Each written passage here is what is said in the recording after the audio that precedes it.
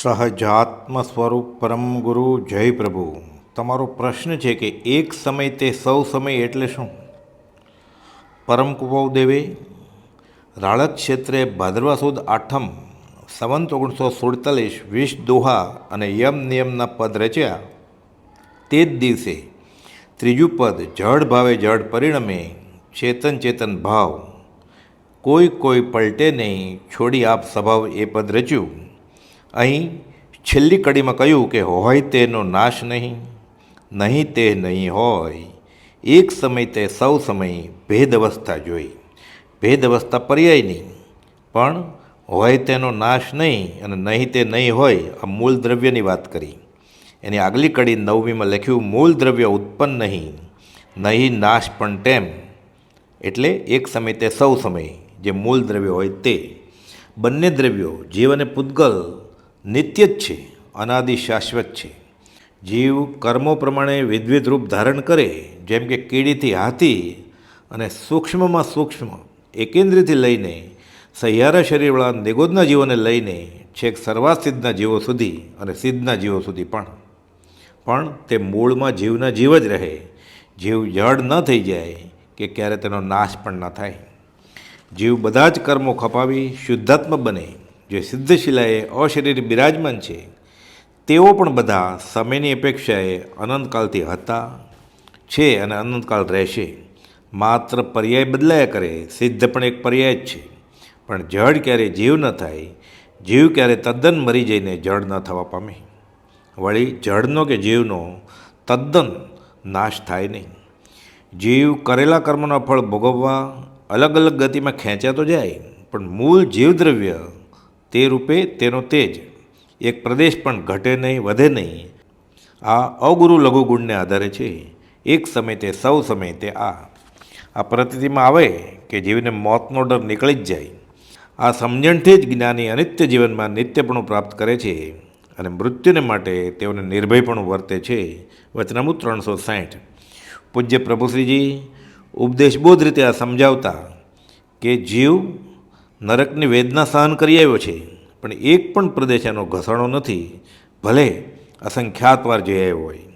તે જ મુજબ જડ પણ ત્રણેય કાળ જડ જ રહેવાનું. આત્મા એક ચેતન દ્રવ્ય છે. જ્ઞાન, દર્શન, વીર્ય, સુખ વગેરે તેના ગુણો છે. કર્મોને આધારે આત્મા અલગ અલગ ગતિમાં જાય છે અને ત્યાં નવા નવા દેહ ધારણ કરે છે. પોતાના ભાવો પ્રમાણે એ અવસ્થાઓનું અને ભાવિનું નિર્માણ થયું. 4 ગતિ, 24 દંડક એ જીવની વિધવિધ અવસ્થાઓ છે. જીવની જેમ જળને પણ અલગ અલગ અવસ્થાઓ હોય છે. દાખલા તરીકે પાણીની વરાળના વાદળા બંધાયા, વાદળા વરસાદ રૂપે વરસે, ફરી પાણી થાય, પાણી ઠર્યું બરફ થાય, બરફ ગરમીથી ઓગળે, ફરી પાણી થાય, પાણીની વરાળથી આગળ જતાં વાદળું બંધાય અને એ વરસે. એ રીતે રૂપાંતર થયા જ કરે, સૂક્ષ્મ કે સ્થૂળ, પણ મૂળ વસ્તુ એની એ જ, જે અનાદિથી હતી જ કે છે અને આગામી કાળે પણ હશે જ. જળ એવું ટેબલ કે ખુરશી મૂળમાં જળ પૂતગલનો પર્યાય. ટેબલ તૂટ્યું, તેને સળગાવવાથી રાખ બની, રાખ જમીનમાં જાય, ખાતર થાય. ઝાડ ઉગ્યું, તેનું ફરી લાકડું થયું અને તે લાકડાનું ફરી ટેબલ બન્યું. મૂળ પૂતગલ પરમાણુ નાશ પામતું નથી કે નથી કોઈ નવું પરમાણુ પેદા થતું. છે તે છે, નથી તે નથી, છે તેનો નાશ નથી અને નથી તો તે કાંઈ હવે ઉત્પન્ન થાય નહીં. મૂળ દ્રવ્યના ગુણો સહવર્તી છે અને પર્યાય ક્રમવર્તી છે. એ રીતે જડ ને જીવ બધું જ સત જ છે. પોતે અન્ય અજીવ દ્રવ્યોથી ભિન્ન છે, ભિન્ન જ હતો અને ભિન્ન જ રહેશે. એમ થતાં પોતે એક નિત્ય રહી શકે એવું શાશ્વત દ્રવ્ય છે. એમ અનુભવતા અનિત્ય જીવનમાં નિત્યપણું પ્રાપ્ત થાય અને જીવ અભય થાય. એ રીતે સમજીને નિશંકિત થાય અને ત્યારબાદ નિર્ભય થતાં નિસંગતા પ્રાપ્ત થાય. વચનામૃત 254નું મથાળું. ગીતામાં પણ બીજા અધ્યાયના 16મા શ્લોકમાં જણાવ્યું છે કે નાસતો વિદ્યતે ભાવો, ના ભાવો વિદ્યતે સત. એટલે કે અસત્યને ન અસ્તિત્વ, નથી નાશે સત્યનો, નિહાળ્યો તે તત્વદર્શીએ આવો સિદ્ધાંત બેવનો. અસતની હસ્તી નથી અને સત્યનો નાશ નથી. આ બંનેનો નિર્ણય જ્ઞાનીઓએ જાણ્યો છે. જે બદલાયા કરે છે તે માત્ર પર્યાય છે. મૂળ દ્રવ્ય ઉત્પન્ન નહીં નાશ પણ તેમ. અનુભવથી તે સિદ્ધ છે ભાખે જીનવર એમ. આખો લોક પેટી પેક છે. એક પણ જીવ કે જળનું પરમાણુ લોકમાં જે છે તે વધે નહીં, ઘટે નહીં, માત્ર બાહ્ય રૂપ બદલે, તેથી બદલાતું પલટાતું જણાય. રૂપાંતર ભલે થયા કરે, જાત્યંતર ન થાય. એકવાર જાતિ સ્મરણ જ્ઞાન થાય અને ભલે માત્ર એક જ બહુ જણાય તો પણ જીવને આ વાત સિદ્ધ થાય. ત્યાં સુધી પૂર્વભવ છે એ પરોક્ષથી પણ માન્યમાં આવે, ત્યારબાદ જ ધર્મ પ્રયત્ન શંકા રહિતપણે થાય અને પછી જ યોગ્ય સિદ્ધિ હાંસલ થાય.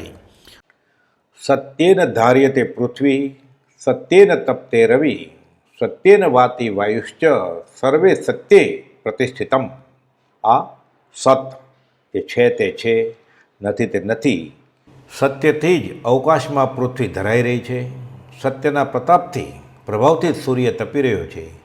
સત્યને કારણે જ વાયુ વહે છે. બધી જ વસ્તુ આ સત્યમાં જ સ્થિત છે, સતમાં જ સ્થિત છે. ચાણક્ય નીતિનો આ શ્લોક છે. સહજાત્મ સ્વરૂપ પરમ ગુરુ.